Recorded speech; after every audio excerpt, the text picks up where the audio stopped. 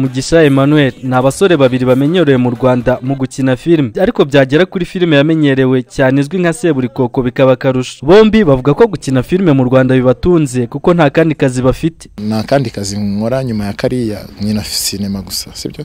Kandi nditunze mbayo neza, namaze kubyibuha. Natangiye gukina sinema nanutse ubu ntago ari itaye nari mfite. Ariko ubu ngubu maze kuba umuntu uri fatigable, urumva amafaranga araza, inzu nkayishyura, ibintu amasinema iratunga kabisa, harimo akantu biterwa n'umubosi waguyeho. Fata telefone mana ntago ari bipe. Nitwa Mugisha Emmanuel, amazina nyakuri nkabanzwe ku mazina ya Enjiga, Kibonke, Clapton, Clarisse, Pastor Manudi, ayo ni amazina yanjye yose.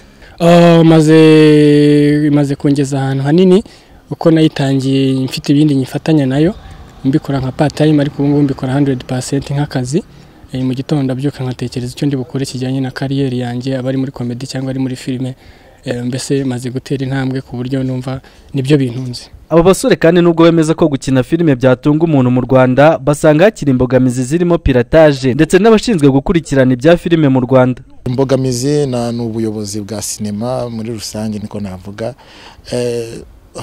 Ari nk'uko uzi federasiyo ya football, natwe dufite federasiyo yacu, hari ibintu bakagombye kujya bamenya se ko nk'ikuru ikina sinema ikora ite, ibaye hite, kuko turi amatsinda menshi. Niyo taba amatsinda wenda akamenya ngo iyi kampani ikora sinema yujuje bino na bino, nabo bakagira icyo basabiye.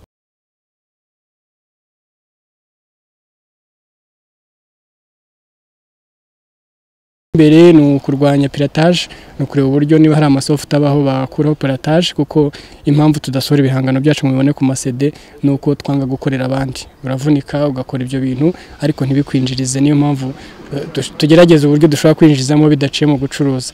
Mu gucuruza rero isoko ryarapfuye, isoko riramutse ribaye neza twakira impano yatunga abantu benshi binyuze muri ubwo buryo. Piratage nicyo kiduhangayikishe cyane, ikindi kugira ngo itere imbere n'ubumenyi, kwihugura, tugakora ibyo tuzi, apana kuvuga ngo urakora ikintu kuya kukiyumvamo, ugashaka n'amahugurwa y'icyo kintu kugira ngo gitere imbere. Sinema nyarwanda ikomeje gutera imbere, gusa ukurikije ibyo abasore bavuga haracyari urugendo rurerure kuko hakigaragara intege nke by'umwihariko mu bunyamwuga bw'abayikora. Yesu we se ntakuri igisambo.